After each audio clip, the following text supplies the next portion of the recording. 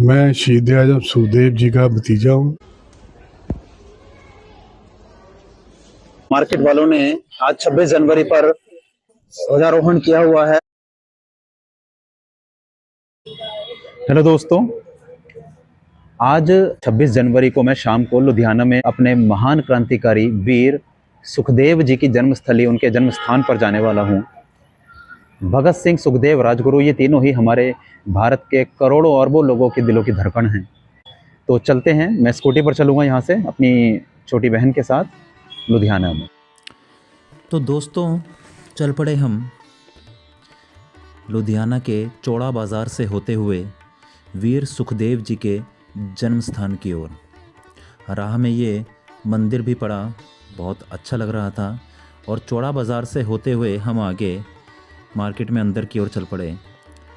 मार्ग में कई स्थानों पर मार्केट वालों ने ही ध्वजारोहण किया हुआ था और प्रसाद वितरण हो रहा था, क्योंकि 26 जनवरी का अवसर था और खूब चहल पहल थी। ये सब देखते हुए हम बस आगे चलते ही गए। और तब तक आप मेरा चैनल भी सब्सक्राइब करिएगा, अनुराग द फिट राइडर, और बेल आइकन दबाना मत भूलिएगा। बस हम पहुंचने ही वाले हैं वहां पर। और ये रहा मोहल्ला नौघरा। यही वो स्थान है, वो मोहल्ला जो नौघरा के नाम से बुलता है। इस गली से होकर के हम उनके जन्म स्थान की ओर चलते हैं। ये देखिए, कुछ लोग भी खड़े हैं, घर बने हुए हैं दोनों तरफ, दुकानें भी निकली हुई हैं।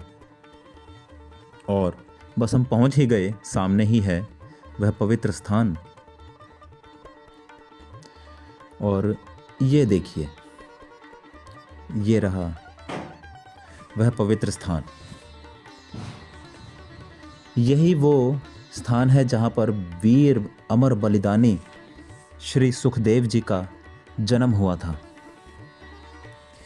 ये चारों तरफ का ये दृश्य देखिए, घर बने हुए हैं, दुकानें बनी हुई हैं, और महिलाएं यहाँ पर आसपास धूप में भी बैठी हुई थीं।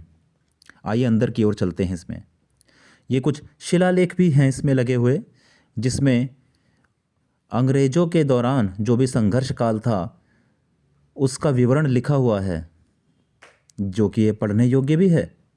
त्रिमूर्ति का योगदान और क्राउन अदालत की तरफ से फांसी, नौजवान भारत सभा के साथ लगाव इत्यादि इनके बारे में लिखा हुआ है। और साथ ही साथ यहाँ पर बना हुआ है वीर सुखदेव जी का यह मूर्ति नुमा स्मारक, और ये तीनों अमर बलिदानी। और दोस्तों, हमारा ये सौभाग्य भी था कि पास ही में रहने वाले वीर सुखदेव जी के वंशज हमें वहाँ पर मिले। हम उनसे जाकर के पहले तो मिले घर पर, और बड़ी विनम्रता के साथ उन्होंने हमारा आग्रह स्वीकार किया। और आइए उनसे हम बातचीत करते हैं और थोड़ा सा जानते हैं। दोस्तों, हम यहाँ पर हैं वीर सुखदेव जी की जन्मभूमि पर, और यहीं पर बातचीत करते करते आसपास के जो लोग यहाँ पर हैं, मुझे पता लगा कि उनके परिवार के जो व्यक्ति हैं, उनकी जो आगे जो पीढ़ियाँ आई, वे लोग अभी भी यहीं पर रहते हैं, उनके वंशज यहीं पर रहते हैं।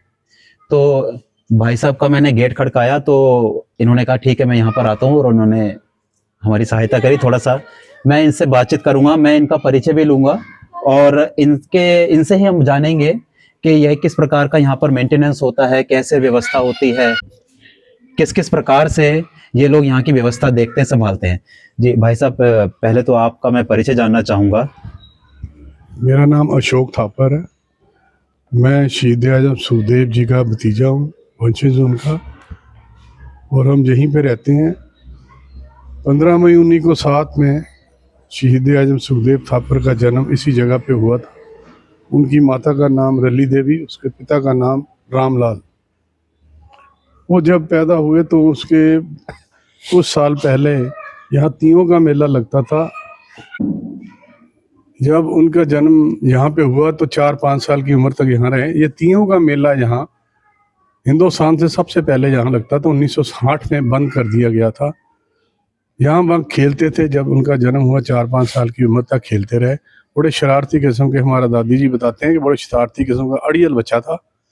और 5-6 साल रहने के बाद वो लाहौर चले गए अपने ताज के पास, वहीं पढ़ाई शुरू की। वहीं लाला लाजपत राय का लाठियों का बदला लेने की उन्होंने सांडस को सरेआम गोली से मारा। और भगत सिंह, राजगुरु, सुखदेव, 23 अदर मेंबर जो इन्होंने एक संस्था बनाई देश को आज़ादी के लिए, एक प्रण किया कि देश को आज़ाद कराना है। उस ऐसे ही वो संस्था चलती गई। जब ये प्लानर थे, भगत सिंह इनको बड़ा भाई कहते थे, राजगुरु भी इनको बड़ा भाई कहते थे, क्योंकि 6 महीने 8 महीने ये बड़े थे।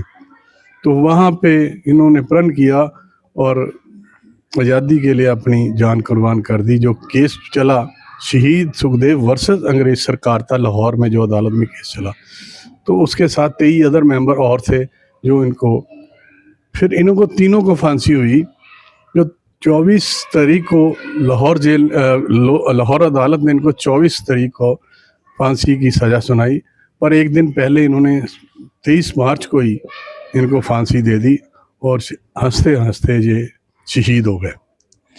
जी, हमने ये भी सुना है कि जिन भगत सिंह, सुखदेव, राजगुरु जी, ये हमारे करोड़ों भारतीयों के पूजनीय रहे हैं। इनको देखते देखते युवा पीढ़ी बड़ी हुई। रंग दे बसंती चोला आज भी दिलों में देशभक्ति का ऐसा जज्बा पैदा कर देता है। जिनको देखते देखते हम बड़े हुए, पूजा करते करते बड़े हुए, तो ये जो पूजनीय स्थल है, आज हमें यहाँ पर आने का अवसर मिला। और सबसे बड़ा अवसर बहुत अच्छा कि उनके जो वंशज हैं, भतीजे यहाँ पर हैं हमारे साथ, उन्हीं से हमें इसके बारे में पता लगा। मैं आपसे पूछना चाहूंगा कि इसकी व्यवस्था किस प्रकार से होती है? ये पहले तो हम सारे दादाजी करते थे, मेरे फादर करते थे, अब कई सालों से मैं लगा हूँ।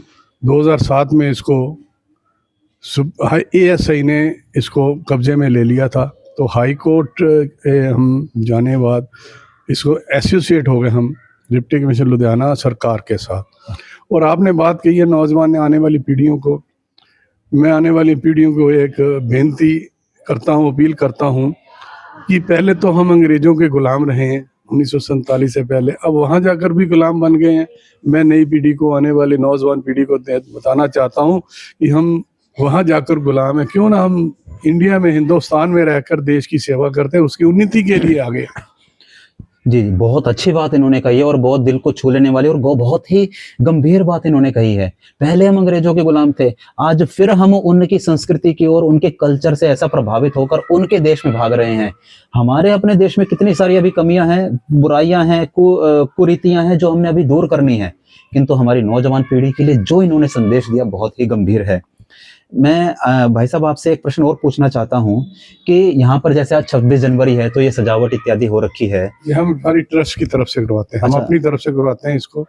जो भी 15 मई को जन्मदिन में भी हम यहाँ पे स्कूलों के बच्चों को एजुकेट करते हैं। अच्छा। और आई कैंप, ब्लड कैंप और कई नेशंस कैंप लगाते हैं जहाँ 15 मई को उनके जन्मदिन पर। अच्छा, तो यानी कि ये कार्यक्रम चलते ही रहते हैं? कार्यक्रम 23 मार्च को शहीदी दिवस पे हवन यज्ञ होता है यहाँ पे। जी, अच्छा। क्योंकि सारे हिंदुस्तान में 23 मार्च लोग मनाते हैं। हाँ जी। 15 मई को जन्मदिन के लिए हम विशेष उपराला करते हैं कि आने वाली पीढ़ी को हम बच्चों को, स्कूलों के बच्चों को आगाह करें और उनकी जीवन गाथा सुनाएं।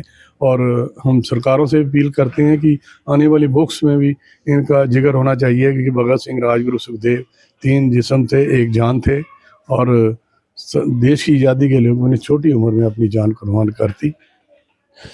ये बहुत ही गंभीर बात इन्होंने अभी जो बताई है कि बहुत ही छोटी उम्र में इन तीनों वीरों ने भारत माता के लिए अपनी जान कुर्बान कर दी।